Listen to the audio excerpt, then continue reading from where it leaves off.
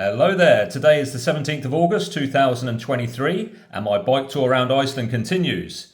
Today I'm going to be leaving Selfoss, cycling up here and heading towards Thingvellir. And my overall aim is to do a loop around the lake and then come back on myself. But that's going to take 2 days. So for today I'm going to be heading up and staying on a campground on here, which you can't see on this map. So I will move you down to this blown up section. And this is the camping that I'm going to be staying at. Previously, about 4 weeks ago, I stayed at a camping up here, but this is a more primitive camping, so it sounds quite interesting. So I'm going to stay the night there. It's about 40 kilometres. Here's some clips and commentary from the road. Speak in a bit. Cheers! At the next roundabout, take the third exit. Good morning. Thursday, 17th of August. It's 11:50. And after a couple of days staying in Selfoss in an apartment, I'm hitting the road. As you can tell, it's raining. I've got my waterproofs on. Take the third exit. Aiming to do 40 kilometres today.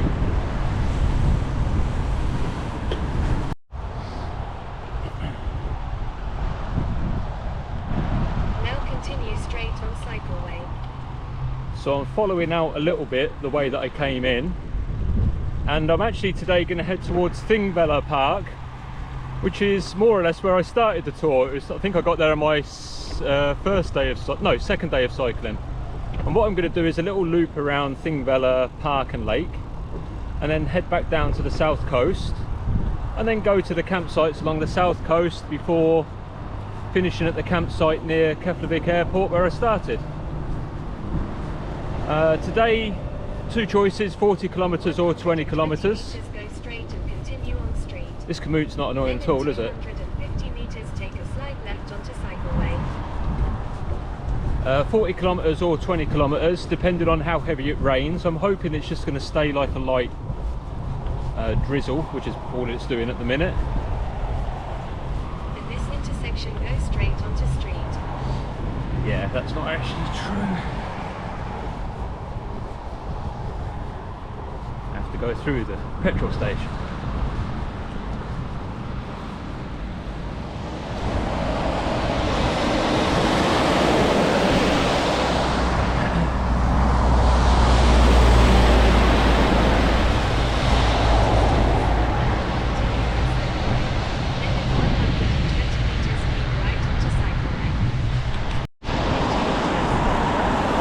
Keep commute quiet for a little bit.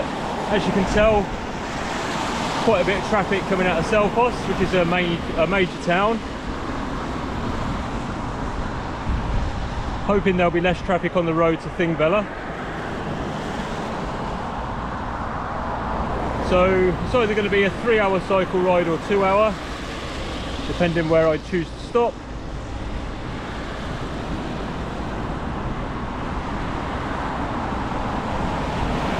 And a chance to test the rain gear out. This is really the first time it's rained while I've been cycling. It's not serious rain at the minute, I'm happy with that. As I said before, I'm not here to punish myself, I'm here to enjoy myself. So yeah, here we go. So I'm back on the 35 again, and this is because I'm going to do this loop ride. So I'll actually be going back through Selfoss again, and then I'll probably stop at Netto's before heading down to the south coast. So the reason for this loop ride is I need to fill in some time before I go back. The weather's too bad to head too far east, and this is, well, one of my few options really. I mean, I suppose an option could be to get on a bus and go somewhere out and cycle back, but I don't like travelling by bus when I'm on a bike tour if I can help it. That's just me.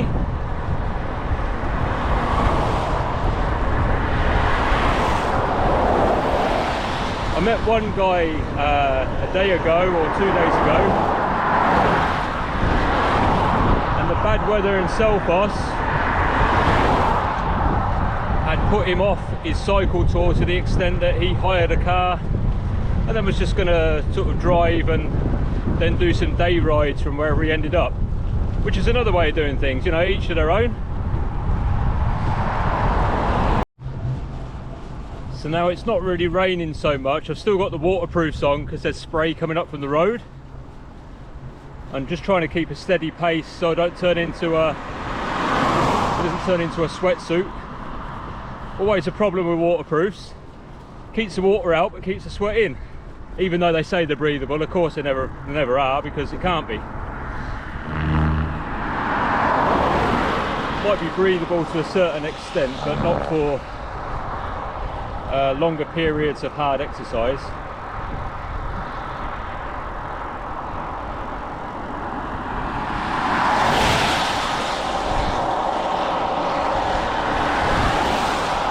There's not as much wind as when I cycled in, so this road seems a lot easier today, although it does somehow seem busier with traffic, probably because I've had 2 days off, not used to it. All seems very noisy at the minute. Probably got another, I don't know, 5 kilometres until I turn off this road.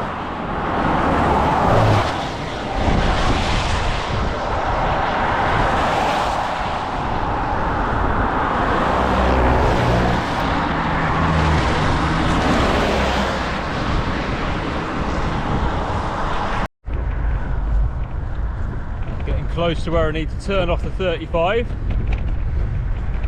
And I'm going to be going on a road called the 36. That's creative, which I'm hoping will be a lot quieter in terms of traffic, although it may be slightly more uphill.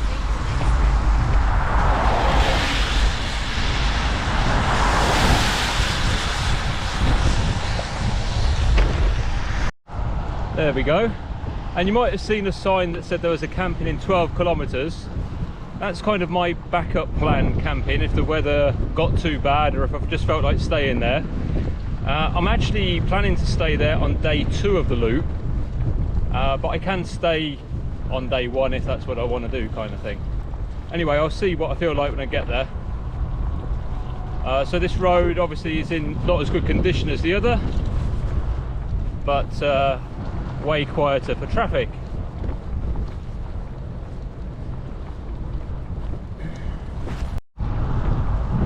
While it is a bit quieter, I can talk about what I wear when cycling in the rain. So I wear cycling shoes with cleats, SPD cleats.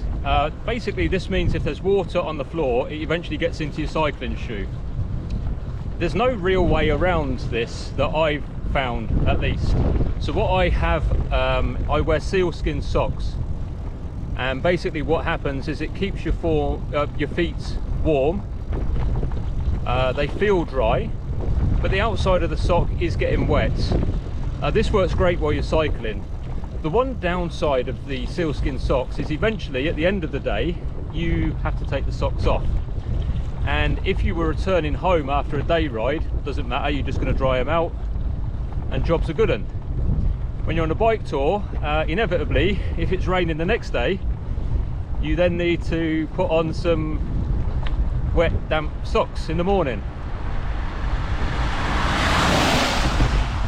and thus begins a cycle of never really feeling dry if you're not careful. But even so, it's still the best solution that I've found with cycling in countries with colder temperatures. When I say colder, I mean, you know, kind of less than 15 degrees during the day. I don't know what that is in Fahrenheit. I have no idea what a Fahrenheit is.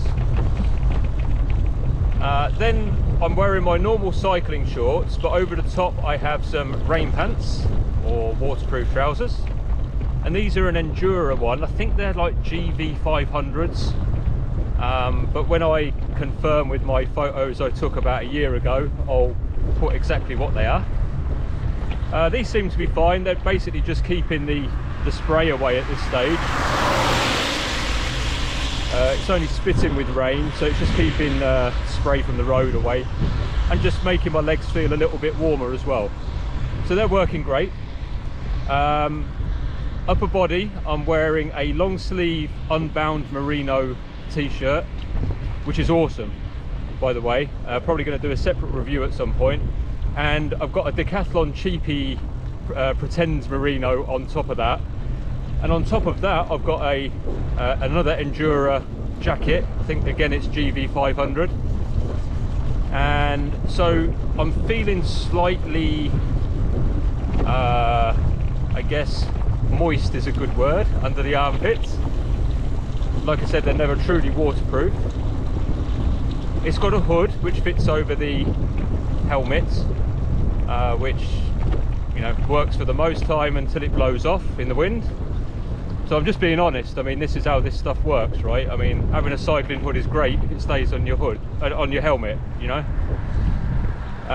On my hands, I've got some Sealskinz gloves. Same sort of theory as the socks, where you're keeping yourself warm as opposed to bone dry. And it's only when you take them off you realise that the service it was providing. Again, same problem as the socks. The next day you're going to be a bit reluctant to put them on your hands until everything warms up again. And that's really it. I've got some extra waterproof gear for really, really severe weather, which I've not encountered and would prefer not to. Got like a head gaiter. Got my Sealskinz beanie as well, which I'll probably wear tonight in the camp. And for the most part, this waterproof gear works well. I don't have fenders on my bicycle, mud guards, whatever you want to call them. The main reason being, I always seem to have problems with fenders, mud guards. They either rub against the wheel, slow you down. If you on a muddy track, you start getting a build-up of mud between the fender and the tyre, and then the wheel stops going round. I had that in Alaska. When I did my shakedown bike tour in Greece before coming on this trip, somehow it got trapped between the wheel and my brake, and one of my brakes pinged off. I don't even know how that happens. Anyway, suffice to say, I've not had any luck with fenders, so I just don't bother with them. Because I've got the handlebar bag and the rack back at the back, I'm not getting so much spray in my body. I suppose when I've got off the bike today, I'll find out how much of a skunk I look. But really, for me personally, the fenders have always been more hassle than any worth that they've provided. And you know, again, comes down to everyone's different when they bike tour. You know, I'm pretty sure that some bike packers have not got fenders, but maybe they've got substandard waterproof gear. I don't know. Some crazy people think you can just cycle in your regular clothes and not bother with waterproofs, but I don't think they've ever cycled anywhere really cold if they say that. And that's probably all I've got to say about waterproofs at the minute. Maybe I can let you know tomorrow if it rains again and I'm cycling, how everything is working out and how it all feels and stuff. As it is though, I mean, this isn't really rain, this is just like, well, just a little bit of spitting rain, isn't it?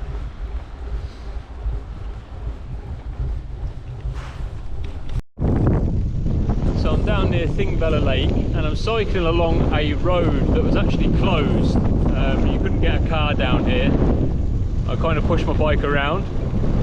So I'm not really going to find out if this actually leads me to where I want it to go until I get there, if that makes sense. So I'm not too sure why it's closed.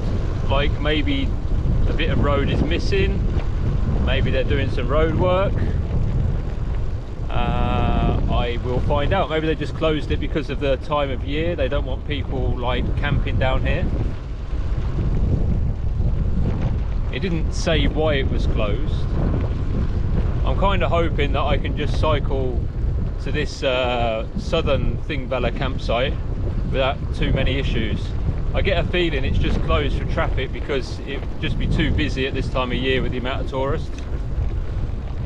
Anyway, we will see. Hope I can get around that, otherwise that would have been very short. Yeah, I can. Cool. Cool. Okay, So it just looks like it prevents a little cross through. There's a little park bench down there. Let me go and have a look, see what that's about. What does it say? So it's got a no camping sign here, which is fine. I think like fisher people maybe come here and bird spotters.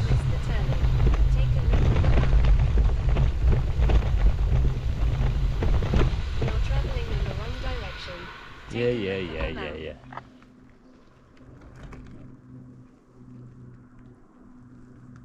Okay, very pretty. Be prettier if it wasn't raining. There you go. Okay, I'm going to follow this along and then hopefully get to where there should be just a tents only camping, which I'm hoping is still operational at this time of year.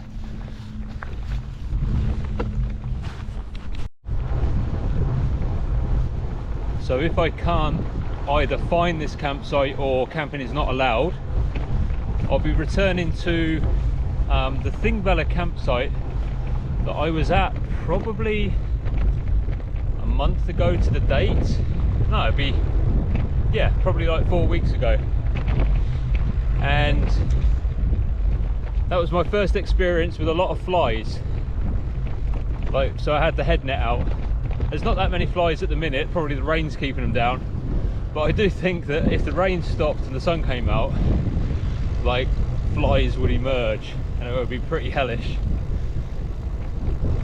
It was quite funny last time because I had the head net and the park range didn't, so I was actually more prepared than he was when he came to get my money for camping. Anyway, so if I can't stay at this particular southern campsite, which is for tents only, then I will cycle up a little bit further to the campsite near the service centre and maybe even get a pizza. Or a soup or something.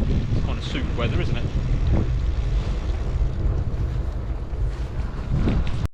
Yeah, so the little sign said that camping was allowed here. I can see 2 huts down there as well. I can see a few cars. I didn't realise you could camp with cars. So